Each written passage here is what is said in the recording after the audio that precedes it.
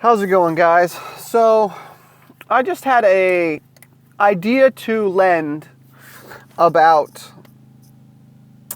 not really necessarily about keto, but essentially about dental health. So the relationship between your dental health and what you eat or put in your mouth is a pretty direct relationship. It's a pretty direct correlation. So essentially what I've experienced, and I've been exercising for the last 6 years.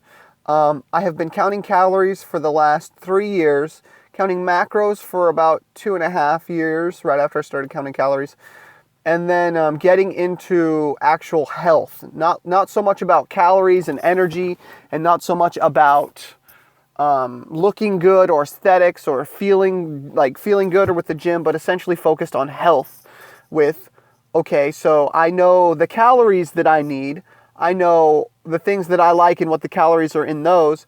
I know the macronutrients, or I have an idea. Not necessarily know. You don't have to know about the macronutrients. It's good to understand the concept of it. You have 1,000 calories. 700 calories of that 1,000 is let's say fat. 200 of it is carbohydrates. 100 of it is protein of the 1,000 calories. So it's good to be able to understand that concept and idea. You don't need to know it. But after that, I got into what's considered scientific, your scientific metabolism. So the science and biology behind the metabolism. First of all, what are the organs in the digestion process, okay? And what's their correlation to each other? And what macronutrients work for certain ones, and what high macronutrients of, let's say, carbohydrates, how they affect, maybe the pancreas, or just, let's say, the lack of carbohydrates, how that affects the kidneys and the adrenal glands. Just different things. Just getting into the science of the digestive organs. But I digress. That's neither here nor there. So the main premise as far as the dental condition, the first step of eating, the first place where the foods actually make contact with your body is your mouth. And depending on what foods you're eating, obviously we know that sugar will decay teeth. We all know that.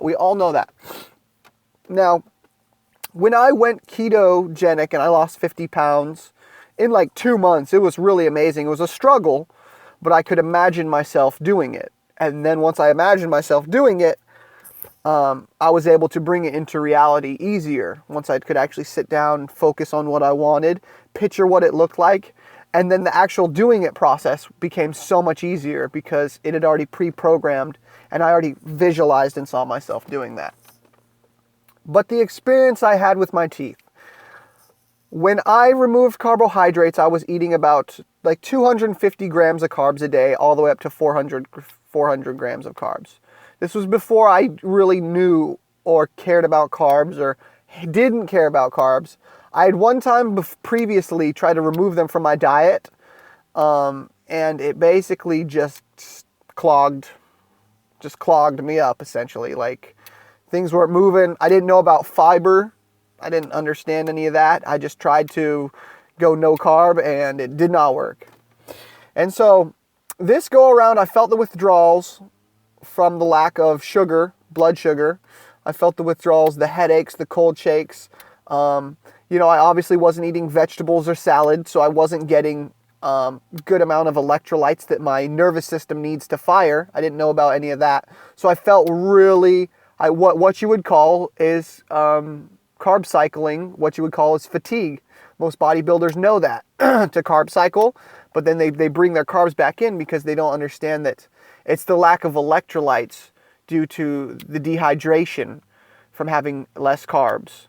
So you just eat more vegetables, or just lettuce. Just eat a salad bag, one of the salad kits. Just eat one of those a day, and you'll feel great. It'll keep your electrolytes for your nervous system firing to your muscles, and you'll feel spectacular with removing carbs. But with the teeth, there was less plaque buildup. See, because the sugar obviously creates more plaque, and now I typically won't eat carbs maybe once a month. I might once, maybe twice a month. Not so much twice, more like once. And go out with some friends, maybe eat some French fries and a burger. And it's odd. I'll get those cravings back. What'll happen is when you'll start to eat carbs, you'll see how addicting they are because you'll start to feel your hunger hormone, which is called ghrelin, come back alive, essentially. Because when you eat fat, you metabolize fat, you make a biological shift in your body, and so at a certain point, your body will quit feeling hungry. It'll just start going after the fat on your body rather than telling you to eat dietary fat. I hope that makes sense. But the next day after I eat carbs, I can feel the plaque buildup on my teeth already. As to where when I don't have carbs or sugars or, breads, cakes, pasta, cookies, waffles, pancakes, any of those things, my dental health is so much cleaner. I do brush my teeth every day, but my mouth, it feels, I don't know how to explain it. It's really strange, but I definitely can feel the difference if I eat any sort of sugary based type stuff. So I can feel all that plaque come back and build up, and it's really gross. You feel it on your tongue and stuff. But so I just want to share that idea with you guys.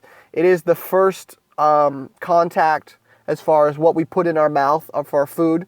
So it's obviously going to show the first symptoms, And if you look at not prehistoric man, but man before Western culture, there was an interesting, I don't remember his name, but man who went and he basically looked at all the different native species in different areas and their dental health. And then what would happen to their dental health once processed foods were introduced from Western cultures, like processed flours and different things, and their dental health started to decline extremely rapidly.